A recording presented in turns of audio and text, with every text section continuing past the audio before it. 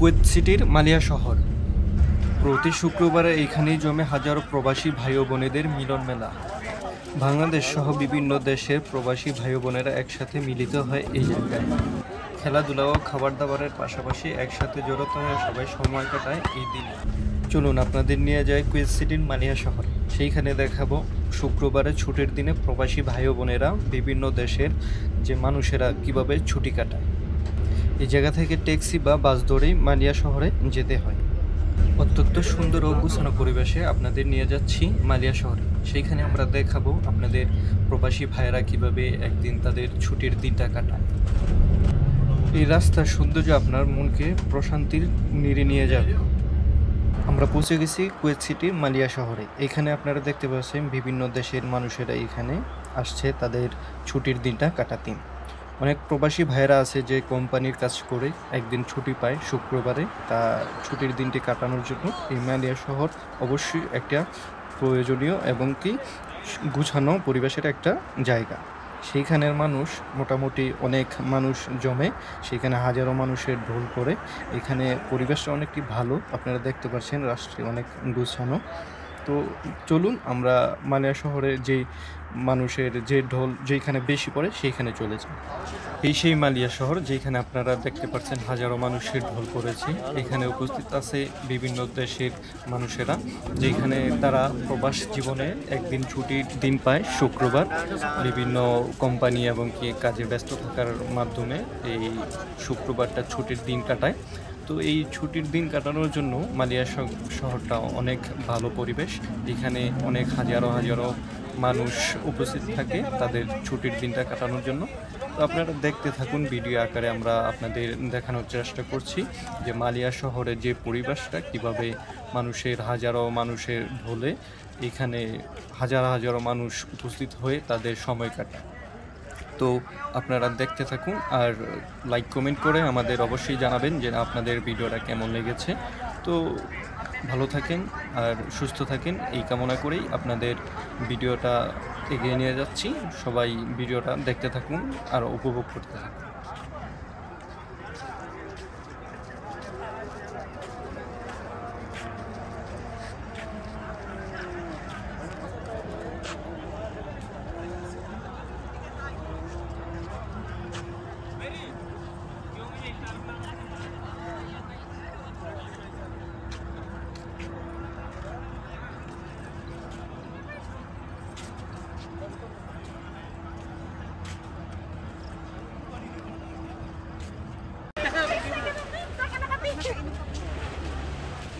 Wow naman, sweet din ang dalawa. Panggulo lang pala ako.